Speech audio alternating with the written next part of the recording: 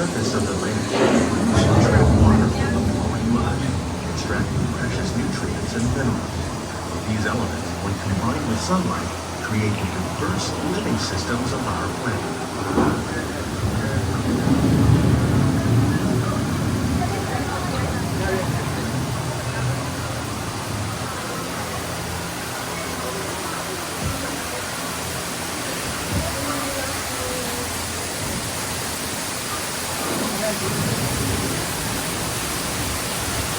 One of those living systems is the rainforest, home to the most amazing concentration of life on our planet. These dense and beautiful forests cover only a tiny portion of the Earth's surface, yet they contain more than half of its inhabitants. Rainforests are also extremely rich and productive living systems, providing us with oxygen, food, medicine, and other forms essential to our lives.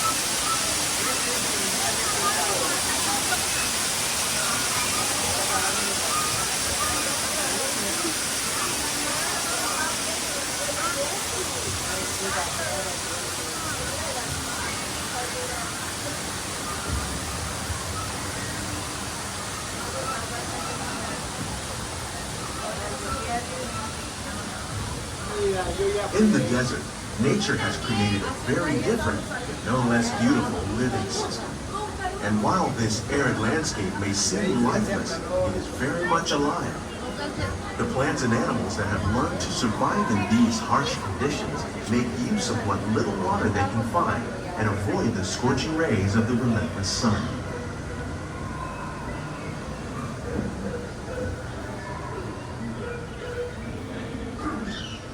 The American prairie once appeared as desolate as the desert, but over time, rainwater and nutrients gradually penetrated the hard surface of this land. Even the hooves of the mighty buffalo helped create the rich soil that would one day become home to the American farm.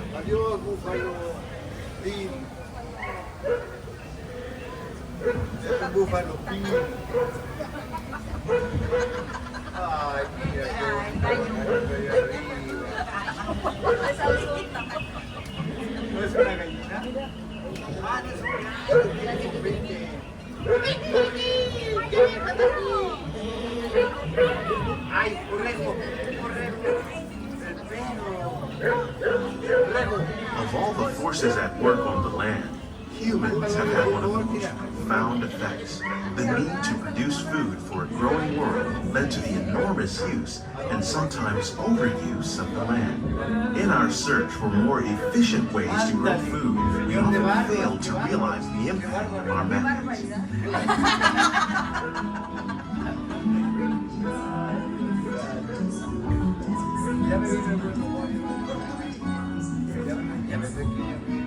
Today, we're learning to live with the land, discovering better ways to grow food that will assure both human and environmental well-being.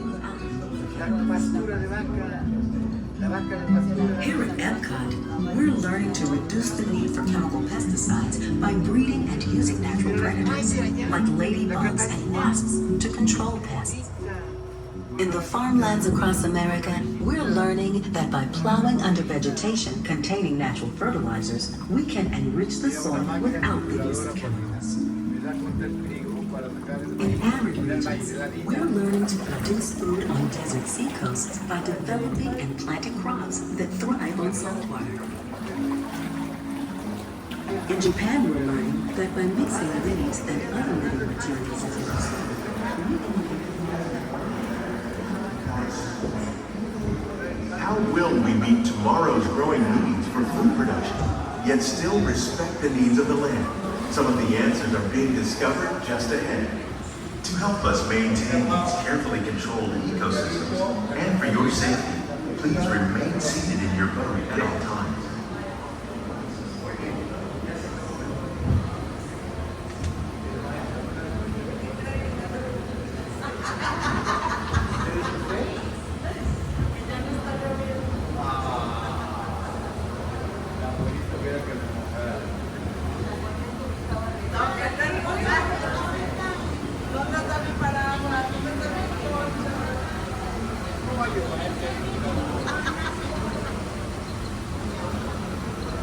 Welcome to our living laboratory, where scientists from EPCOT and the U.S. Department of Agriculture are exploring innovative ways to produce bountiful harvests now and into the future.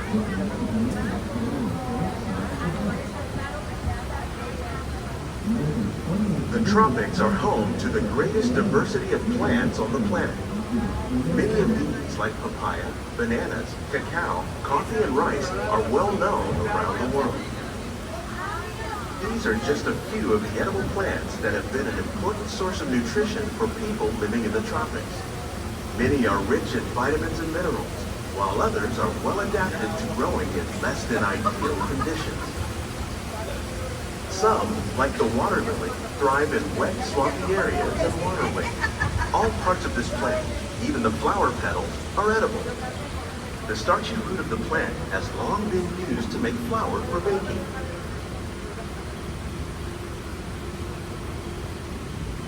One day, many of these lesser-known tropical plants may be as important as the bananas growing on both sides of the boat. More than 28 million tons of bananas are eaten annually, making it the most popular fruit in the world.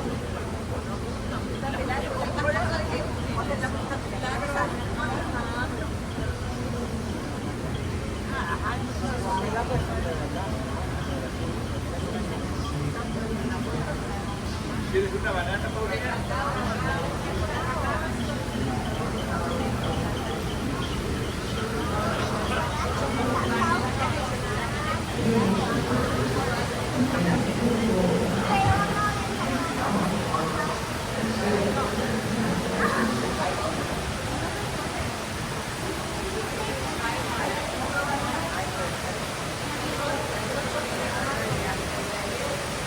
When we mention farming, you probably don't think of fish, but fish farming, or aquaculture, accounts for nearly half of all the seafood consumed globally.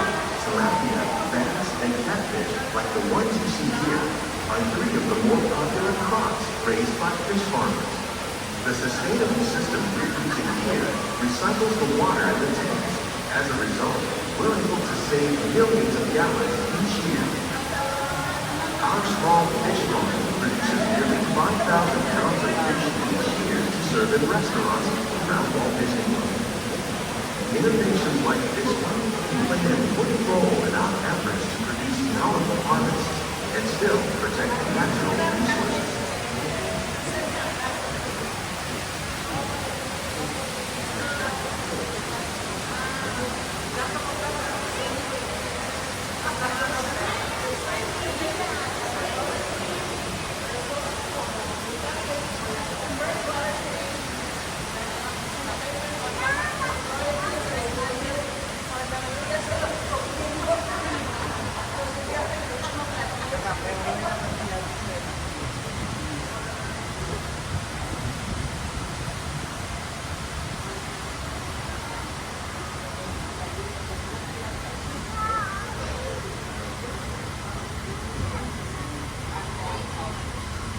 While there are more than 50,000 edible plant species in the world, most of us are only familiar with the handful that make up our everyday diet. The common grains growing here, maize, sorghum, and millet, plus rice, account for nearly 2/3 of our global food consumption. Learning how to increase yields of these staples is an important goal of research around the world.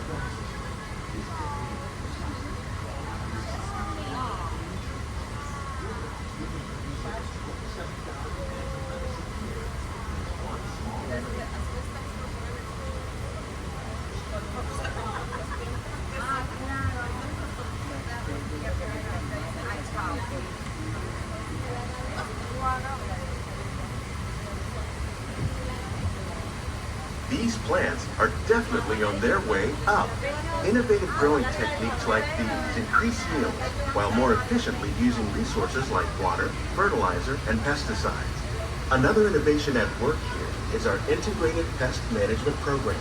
By populating our greenhouses with beneficial insects that prey on harmful pests like aphids and flies, we are significantly reducing our reliance on conventional pesticides.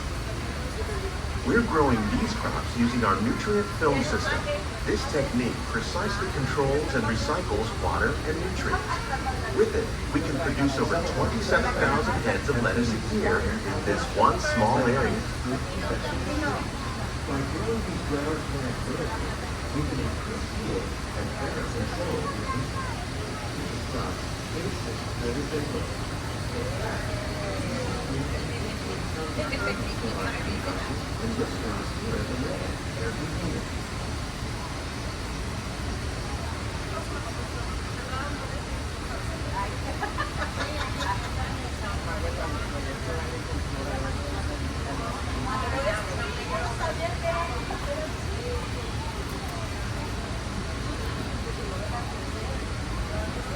Some of our best ideas have been inspired by nature, like these fruit and vegetable trees.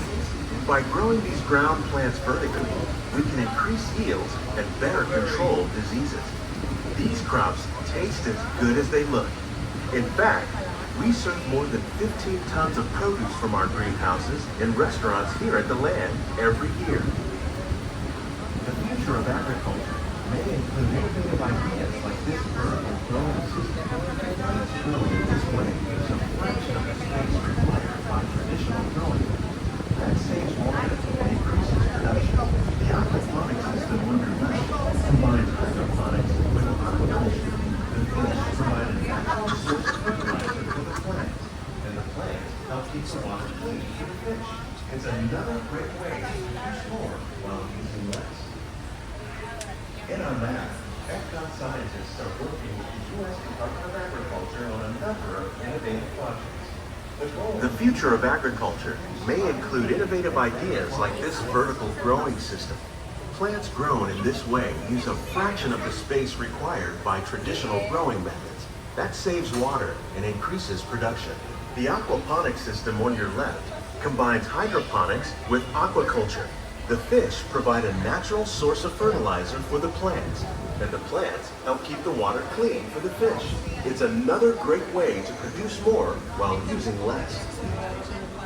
In our lab, EPCOT scientists are working with the U.S. Department of Agriculture on a number of innovative projects. The goal of these efforts is to produce higher yielding and better quality plants.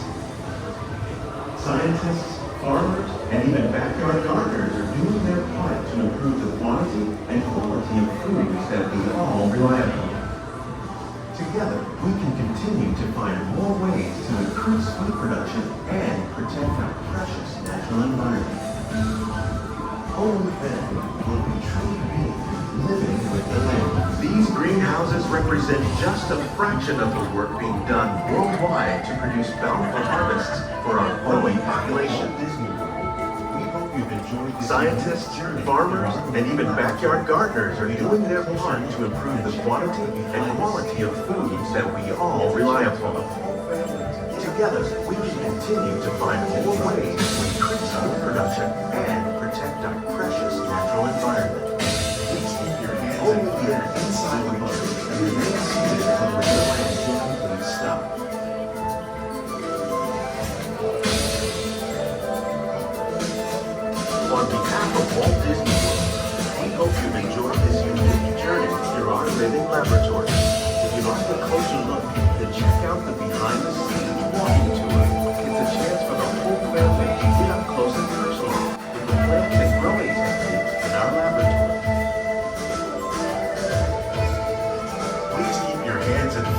inside the boat and remain seated until the boat comes to a complete stop.